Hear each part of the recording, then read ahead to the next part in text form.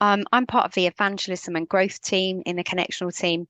My job title is Mission and Community Engagement Officer, and my role is all about helping Methodist churches to think about what one or two things, what few things they can do to reach their communities with God's love in Jesus. That's my job.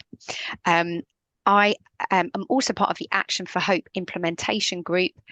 So many of you will know Action for Hope is kind of the overall title for the Methodist Church's ambition to become a net zero church by 2030. Obviously, a really punchy target.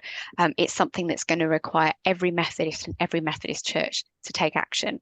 And so I sit on the group that's kind of trying to figure out, okay, great target to have. How are we going to get there? So it's such a pleasure to be here tonight. But the title for tonight is Baby Steps to Bronze. So as John was saying, if you haven't registered for Eco Church, you're in the majority. That's fine. We're really delighted that you're here. So let's just spend a few minutes thinking about what brings us here. So some of us tonight might be thinking, well, I just want to know a little bit more. Some of us might be eco warriors already, perhaps working towards bronze or silver or gold.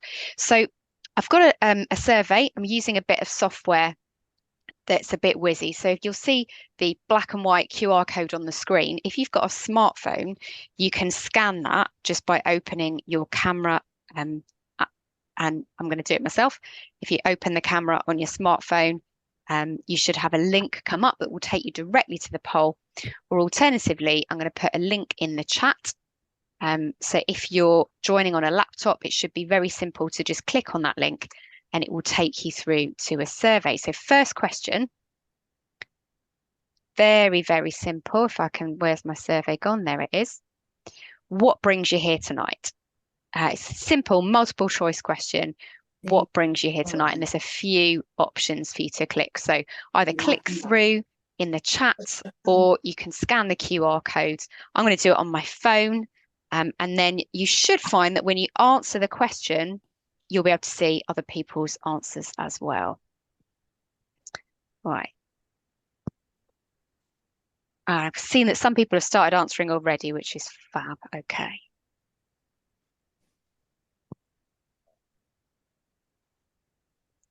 So quite a few people are saying that they've started taking baby steps as a church. Oh, my poll's not working, but never mind. Hopefully the rest of you are getting it to work. So quite a few of you saying you'll started taking baby steps. Some of you are just curious. That's great. A few of you are working towards your Eco Church bronze. That's fantastic. What I'm going to try and do is share my screen and show you the results.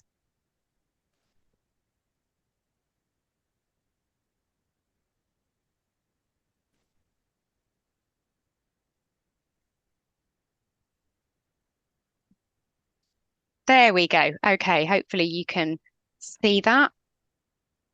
Let me just make that full screen. So you can see that almost half of you have said you've started taking baby steps as a church. About a third of you are here because you're curious. That's great. You're very welcome. And a few of you here tonight are working towards your Eco Church Bronze Award already. And a few of you have got gold. That's incredible. Massive congratulations. Maybe we'll hear some more of your story tonight. That'd be fantastic. Okay. So then next question. What words come to mind when you think about becoming an eco church? So this will give you the option to just put in one word at a time. And it works best if you just do one word. You can put in more than one word, but do one word at a time. What words come to mind when you think about becoming an eco church? And if this works, I should be able to show you the word cloud as it appears.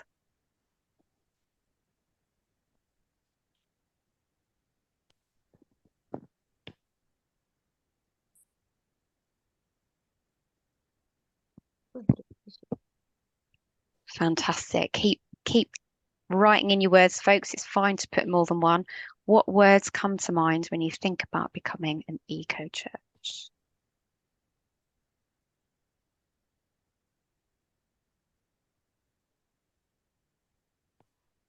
I just see that Rita's raised her hand. Is there something we can help with, Rita? I don't mean to raise my hand. Sorry. I'm just trying to find my way around. Sorry. Did you want to say some words out loud and I can add them on my computer if that's any help or No, it's okay. I okay. just found my hand again and put it down. Sorry. Okay, so lots of fabulous words. Challenge, creative, responsibility, justice seeking, exciting, sustainability, virtue, interesting word, care for creation, teamwork, missional, custodian, lower carbon footprint, hope, action. Thank you so much. I found the word teamwork particularly interesting. When we think about climate change, and it's such, it's just, it can become overwhelming. It's certainly something that none of us can do on our own. And we sometimes might think, well, what does it matter what I do? I'm just one person. But you get 8 billion people all taking those baby steps, and that adds up to a big difference. Okay, so last question then. Good. I would love to just get a snapshot of how you're kind of feeling about getting to net zero. You can think about that in terms of your church. How does it feel when you think about trying to become a net zero church, get your gold, your silver, your bronze award? Or you can think about it as the Methodist Church as a whole, when we think about our ambition to become a net zero emissions church by 2030. So the question is, how much do you agree or disagree with this statement? Net zero feels like one more thing on a long to-do list. Net zero feels like one more thing on a long to-do list. Disagree, agree, somewhere in the middle. Let us know how you're feeling.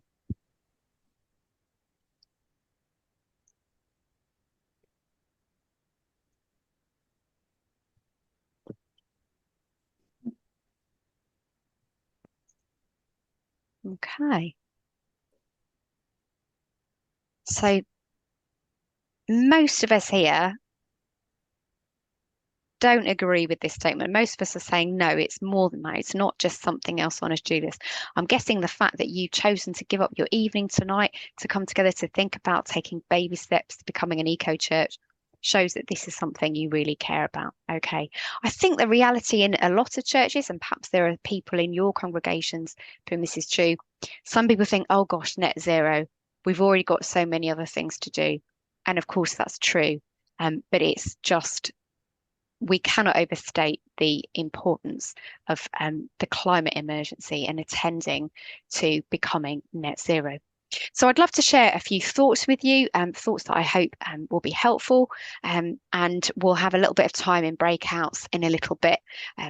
So let me offer you some thoughts around net zero and creation care. I'm trying to be a bit whizzy, so hopefully you can see my slides come up behind me. If you make sure that you're in speaker view, so if you click on the top right, you should say view and you've got the option of speaker or gallery. If you're in speaker view, you should be able to hopefully see my slides nice and clearly. So creation care helps us share faith, I would argue. It's a point of connection. I'm part of the evangelism and growth team of the Methodist Church. I'm passionate about evangelism. And I would say that creation care is just a really great way of connecting with people unaffiliated with the church. Because a lot of people who aren't into church, they don't follow Jesus, nevertheless really care about the planet, don't they? We've seen lots of people on lots of protests, particularly young people. I would actually go so far as to say that the school strikes for climate that started by Greta Thunberg were a really big influence on me because I started to see young people on British high streets standing out there with placards. And it really made me think, hang on a minute, I've been ignoring this for a long time. I need to read more about this. And that was kind of how my interest in creation care got reignited recently.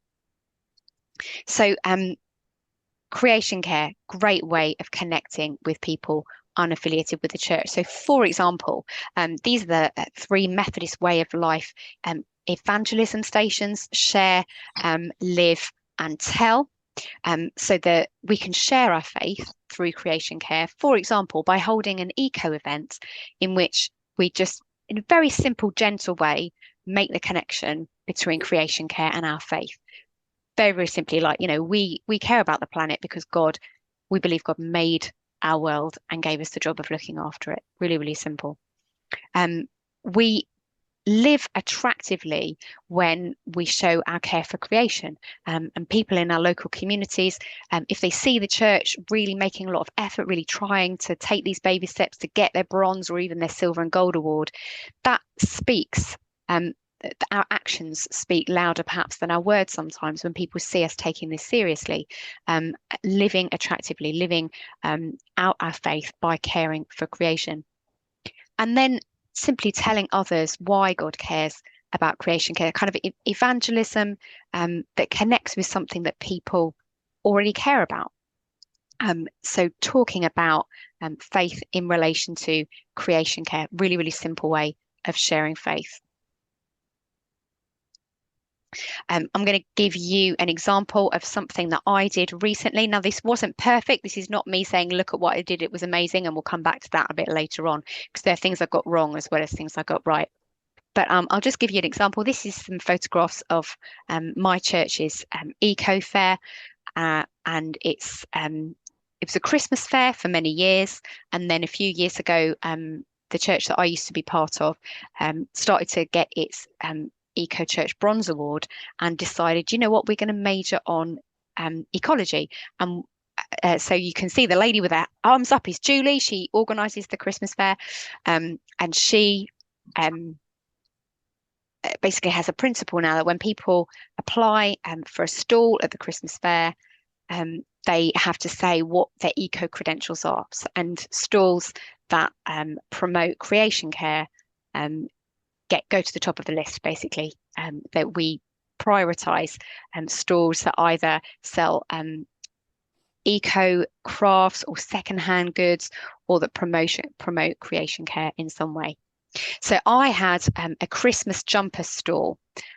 So on the bottom left, you can see all my posh Christmas jumpers that I bought from eBay and then washed, or hanging up on my hanger. I didn't actually manage to get a photo of me on the stall, which was unfortunate. So the picture in the bottom right was a picture of the stall right next to mine. So hopefully you can visualize kind of what the environment was like. So I sold Christmas jumpers, secondhand Christmas jumpers, really good quality ones, on the basis that many of you will know, Christmas jumpers have kind of become a thing lately. A lot of schools will have a Christmas jumper day, for example, and yet a lot of Christmas jumpers, they're sold cheaply, they're badly made. People will buy one year and buy a different one the next year, particularly for children, of course, you get older, and it's just really not sustainable. But buying a second-hand Christmas jumper makes it much more sustainable. In the middle, you can see a photograph of a leaflet that I made. I just knocked it together quickly on one of these easy printing websites. I think it was Vistaprint. And I wrote some tips for buying secondhand clothes online. And just in the back of the leaflet, I wrote a very, very simple couple of paragraphs about how I'm a Christian. And this is how caring for creation connects with my faith. Okay. So creation care, great way of sharing faith. Creation care is also a justice issue, and many of you, I'm sure, will be very well aware of this. You may well be aware that in our Justice Seeking Church report that came to conference last year, creation care is one of our 5 priorities for justice, because it is a justice issue. Globally, people who contributed least to the problem of climate change are paying the highest price, are suffering the effects, and have the fewest resources to cope with the effects of climate change. Globally, it's a huge justice issue. And so here are the justice practices of a Methodist way of life. So we can challenge the injustice of climate change, for example, through writing letters to our MPs, through organising boycotts of companies, perhaps local companies, that are not caring for the environment in the way that they should. We can become an eco church, the Flourish Station, is all about caring for creation. And one of the ways that we can do that is registering to become an eco church. And many of you will know, but perhaps some of you won't know, that to become an eco church, you don't have to have done anything at all.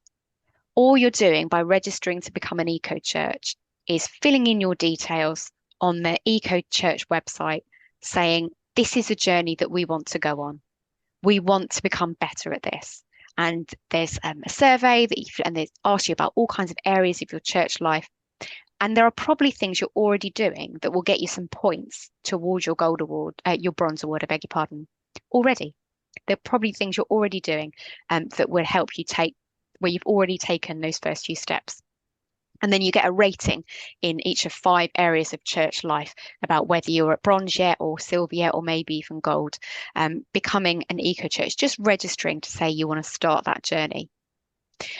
And you can serve through practical action in the area of eco church. So let's say you're a very serving congregation. Maybe you're very practical people, or you've got a lot of very practical people in your church. Things like just simple acts of conservation, like litter picking or looking after an area of woodland or a grassy area in your community, are really practical ways that you can fight the injustice of climate change. Okay, this I'm hoping will be music to people's ears, because many churches say to me in my work generally, oh, this is great, Emma, but we're already tired, we're already doing too much, we haven't got a lot of capacity for new things.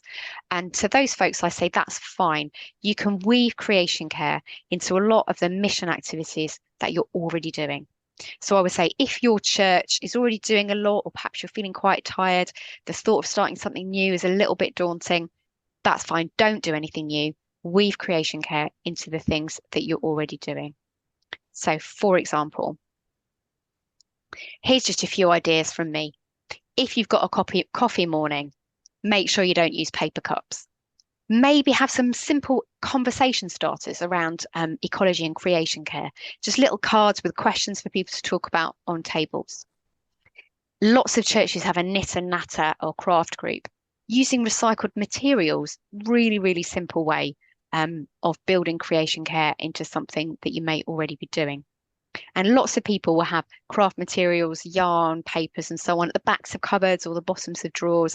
Get people to empty out their cupboards and bring in what they've got, and commit to only using recycled materials for a period of time, and see how much carbon you can cut. If you've got a lunch club, you could source food that would be thrown away. That's probably more of a challenging thing to do, but fantastic thing to do. Or really simply, you commit to using locally sourced food and explain to people why. Explain to people where the food came from. Maybe you have a veg box delivery from a local farm, or maybe you get your meat or your dairy from a local farm, and talk to people about where their food has come from. Clothing bank. Lots of churches have sort out school uniforms, for example, or perhaps even run a charity shop. Promote this as a way of reusing and recycling. There's so many benefits, aren't there, to secondhand clothing? And quite often, quite rightly, we see it as primarily a way of helping people experience poverty to get things that they need at a price that they can afford. Absolutely fabulous aim, but equally, this is a wonderful way of caring for creation too, by reusing and recycling clothing rather than people having to buy new. If you've got a messy church, use recycled materials, rather than going to, getting your Baker Ross order. I love Baker Ross, it's fabulous. But rather than doing that, how about 1 month you just ask people to clear out what they've got in their recycle bins and bring in old cereal packets and papers and boxes and things to cut up and use, using things that otherwise would have to go into recycling. Or have a creation care theme 1 month to get children and young people learning about caring for creation. Talked about Christmas fair already. If you've got an inquirers course, if you get people together to talk about faith, and you have a meal, some kind of food, again, serve locally sourced food, talk about Christian activism, talk about not just what Christians believe, but the way Christians aim to live their lives. So just a few thoughts about how you could tweak things that you're already doing to promote creation care.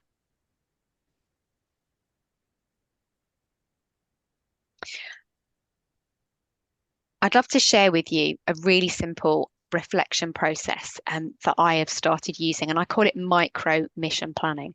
So mission planning is a big part of my role in the evangelism and growth team, helping churches to plan just the one or two things that they will do this year to reach their community with God's love in Jesus.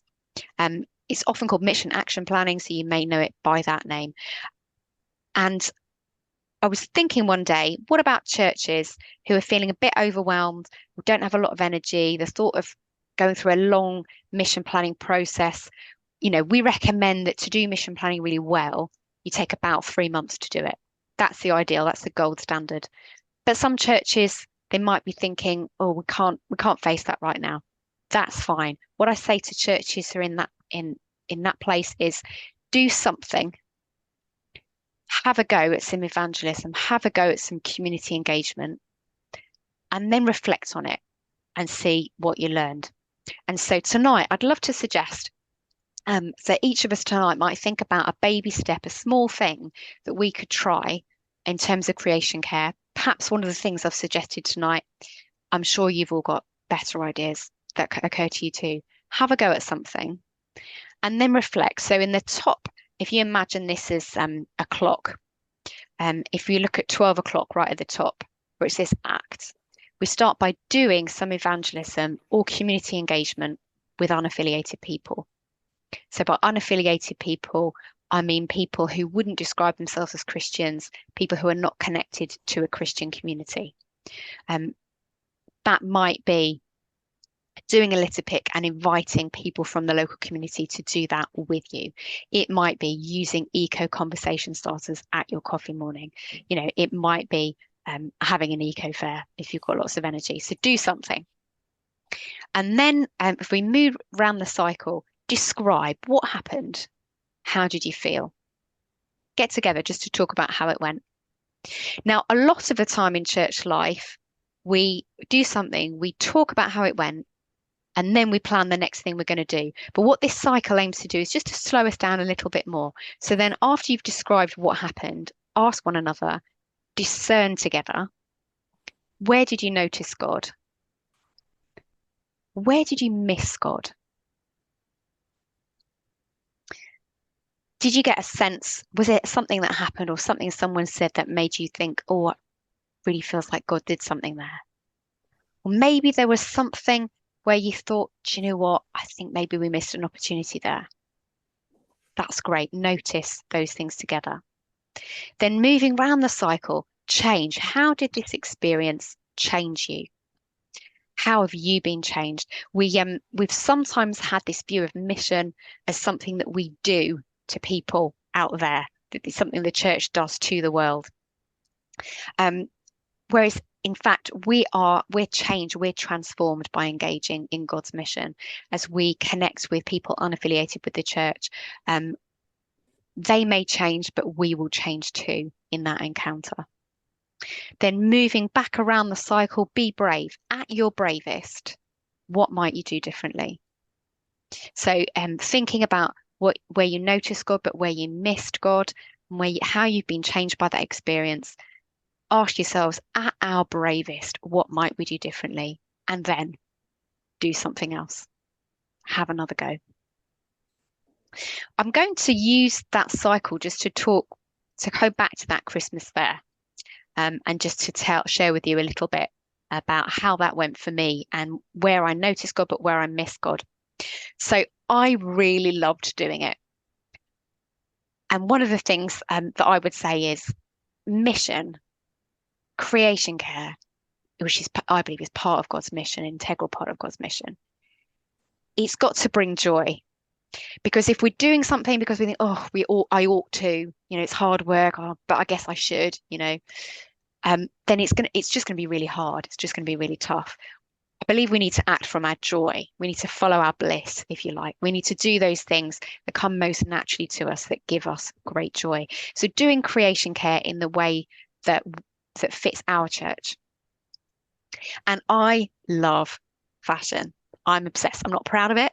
Someone who works in the church feels like quite a trivial hobby to have, but I love it. Absolutely love it. So for me, selling Christmas jumpers with following my joy is just something that brought me a huge amount of joy. So that was great. What happened? I had a stall. I had jumpers of lots of different sizes, and I had children's jumpers as well. And I sold pretty well, but I didn't sell them all. And I actually lost money in the end. Don't have much of a business brain. So where did I notice God and where did I miss God? Well, it was really exciting to see the church really standing up for creation care, particularly at Christmas, which probably more than any other time of year is a time when we see so much excessive consumption, don't we? So much consumption of resources, and people exchanging things they don't really need. And at the same time, the injustice of the fact that a lot of people can't participate in this consumption because they just don't have the money. So that felt like a God thing, connecting with creation care at this time of year where there's so much pressure to consume. But I did miss God as well. I was quite pleased with the leaflet that I'd written, but then I kind of bottled it when it came to giving it to people. So I would sell the jumpers and I would talk about the jumpers, but then I would forget to give out the leaflet. And I mean, I had it there on the table, but people didn't just take it. So that I think I missed an opportunity there. How did this experience change me? Well, it made me realize that I don't have much of a business brain, and that's okay. And so I need to do the things that I do really well. At my bravest, what could I do differently? Well, one learning could have been, oh, Emma, you need to, put your big girl pants on and just give out the leaflet more, be more proactive about making sure people have the leaflet, which is the bit that talks about your faith. I call myself an evangelist, come on.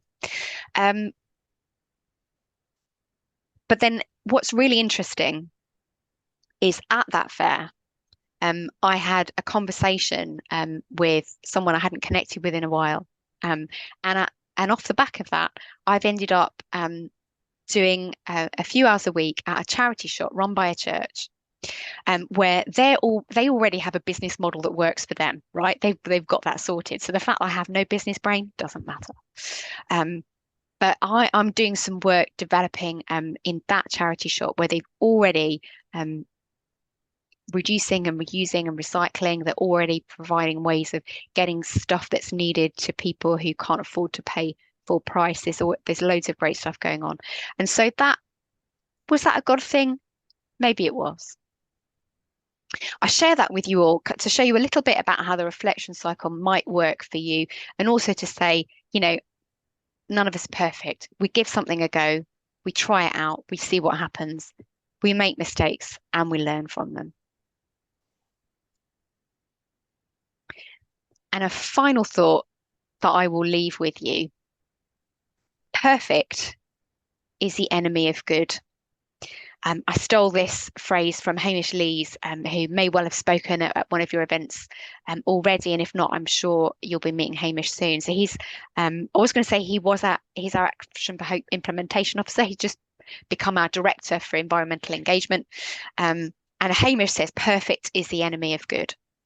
Because it can, particularly in the area of creation care, there's so much we could be doing. And I mean, just this week, I read online, to my utter horror, that a lot of the soft plastics that I faithfully take along to my local Tesco's to be recycled is actually burned. Now, I mean, I read it on the internet. You're never quite sure whether what you're reading on the internet is accurate. But I had been thinking to myself, are Tesco really recycling all of this stuff? And so you could think, oh, well, we could throw up our hands, couldn't we, and say, oh, well, there's no point then. Well, there's no point keeping my soft plastics. May as well just throw them all away. They're just getting burned. Perfect, wanting to do the perfect thing is the enemy of good, trying to do the good thing, the next good thing, the best that we can do in the circumstances. Um, so let's not worry about a perfect scenario or doing something perfectly. Let's just have a go at the next good thing, whatever that might be for us. I believe we're going to be taking a screen break shortly.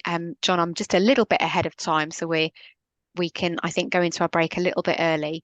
Just to let you know, when we come back, folks, we'll have some breakout times, and I would love you to think about, and you might want to think about this during the break.